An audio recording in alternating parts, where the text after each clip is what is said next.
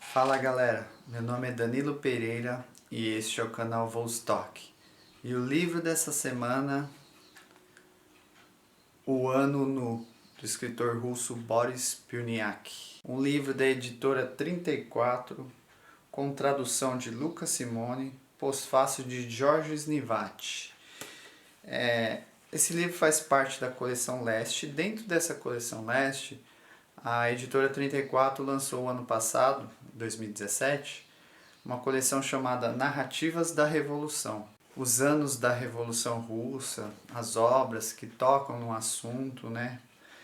E eu escolhi começar por esse, que para muitos é o primeiro romance de verdade soviético, o primeiro romance soviético a tratar sobre o tema da Revolução, porque é uma obra de 1922. Mas primeiramente, eu vejo muita gente elogiando a capa, a coleção, a edição, a editora. Meu elogio hoje vai para o tradutor dessa obra, o Luca Simone. Gente, essa obra é muito complexa, muito difícil. Quem é você para falar sobre tradução se você não sabe falar nenhuma palavra russo? Não é isso que eu estou dizendo. A questão da complexidade que é essa obra, os temas, porque esse livro é um romance ornamental. Ele não segue aquela lógica do romance clássico, né? Com personagens, temas centrais e o desenvolvimento, o clímax, não.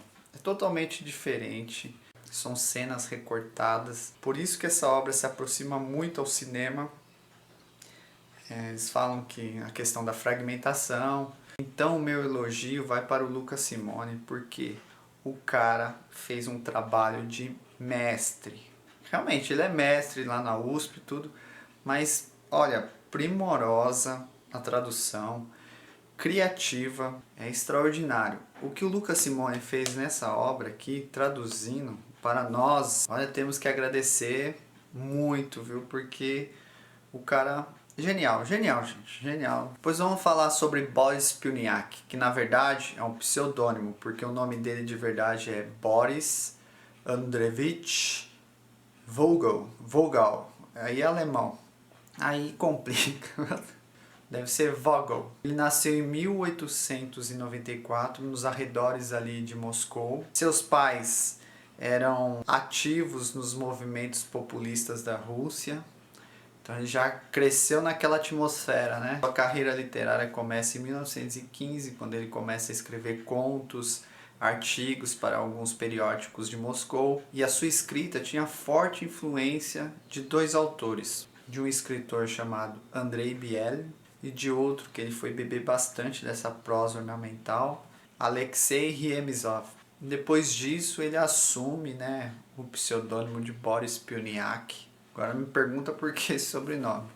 E em 1922 ele publica O Ano Nu. Foi bem recebido pela crítica soviética. Ganhou até elogios do Trotsky.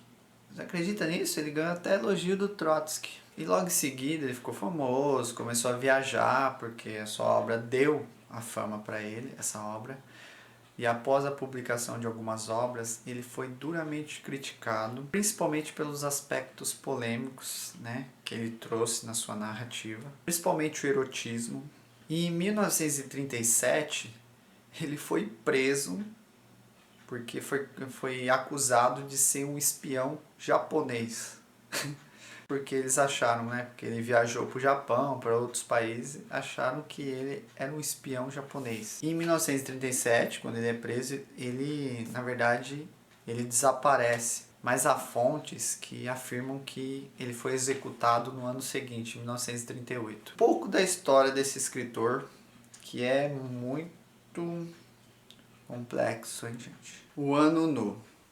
Romance de 1922, uma prosa ornamental, então é uma linguagem diferente, repleto de arcaísmos, de metáforas, onomatopeias, refrões, crônicas, pedaços de crônicas da época ou do passado, folclórico. Então é um livro totalmente diferente. Se você é daqueles leitores que buscam desafios literários, leituras desafiadoras, tá aqui um ótimo romance para isso. Olha, eu vou falar para vocês, esse livro mexeu com a minha cabeça de uma forma e eu fiquei tão confuso, mas depois você vai aprofundando, você vai entendendo, você vai pegando o ritmo do Piniac. Por ela ser uma linguagem totalmente fragmentada, a história ser fragmentada, as palavras aqui têm muitas conotações, muitos significados. Então as metáforas, todas essas comparações, esse tipo de linguagem, essas palavras, né? Às vezes essas onomatopeias que o autor usa, ela tem infinidades de nuances semânticos. Então, é vários significativos, gente. Para mim, eu acho que faltou bagagem cultural russa, porque de repente aparecem coisas que só quem morou, quem vive na Rússia vai lembrar, coisas folclóricas. Então, nessa parte, faltou um pouco para mim. Mas não que eu me perdi na obra, pelo contrário. Me fez buscar, me fez investigar, me fez pesquisar sobre os temas, sobre a origem de algumas palavras, de algumas ideias. Mas não é só isso, né? O livro tem uma história, sim. O livro transcorre num vilarejo à beira das estepes orientais e vai acompanhar o declínio da nobreza rural e principalmente a ascensão dos camponeses. O principal local da ação do romance é a cidade rural de Ordinin. O autor ele vai focar sobre a vida dos habitantes dessa cidade. Então o autor vai falar sobre um grupo de bolcheviques que instalam seu comitê executivo no monastério, em um velho monastério, né? E lá nesse monastério acontecem muitas coisas interessantes e também cruéis. Vai mostrar o amor de um bolchevique, Leitz, que é muito engraçado, que ele fala com a língua presa e o tradutor ele conseguiu traduzir isso e ficou nítido, gente. Como é, Olga Zeminova, Gus? Veja o senhor, os sapateiros de Lotov vive conosco. Não é do partido, não foi deputado dos soldados, um homem louco, maçom. E? Veja o senhor, ele tem uma ideia estranha, Olga. Deve de algum modo entregar-se ao senhor PTC como mulher. Quer dizer o quê? Então, o autor traduziu, então ele tem, parece que é uma língua presa. Nesse Lights, o autor vai enfocar aqui o romance dele com a Olga, que é uma tchequista. Vocês que acompanham o meu canal aqui sabem, né, que eu já falei sobre a obra O Tchequista, da polícia que deu origem à KGB. Era uma polícia ali, a polícia da política, que torturava as pessoas, né, que matava, fuzilava.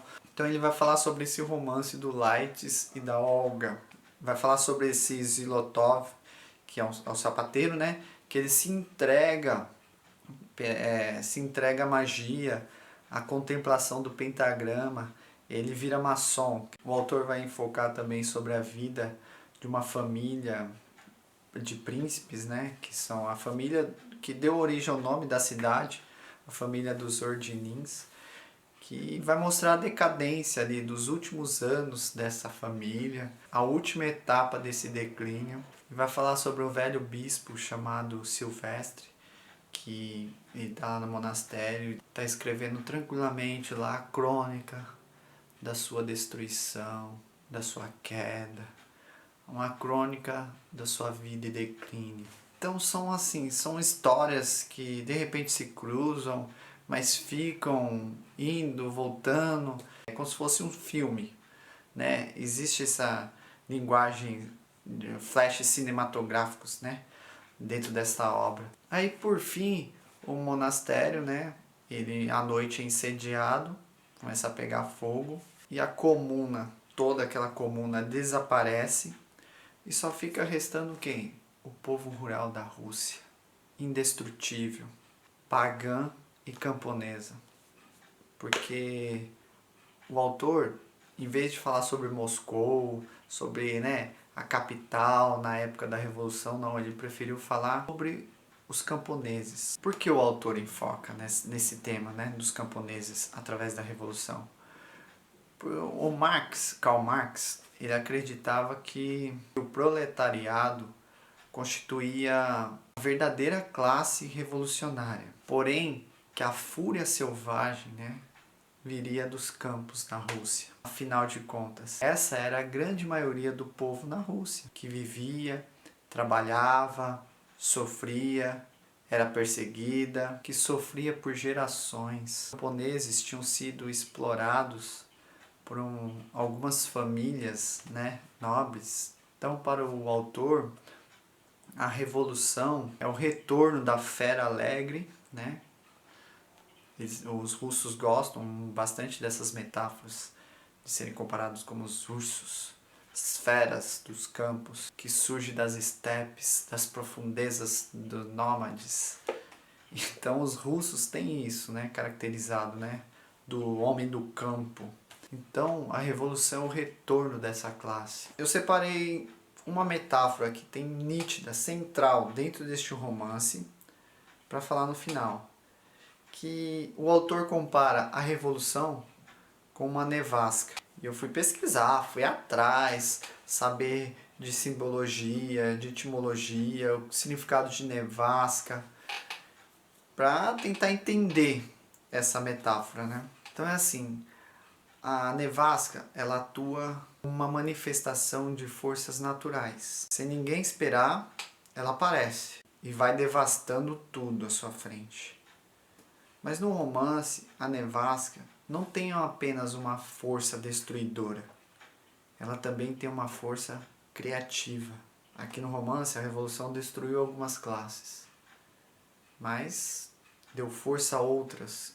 Surgiram outras. Enquanto muitas podem se lamentar perdas, sofrimento, destruição, outras classes podem associar a nevasca com a imagem de uma nova era, um novo ciclo de vida. Você pode falar, nossa, mas isso aí é muito anarquismo, destruir para se construir novamente.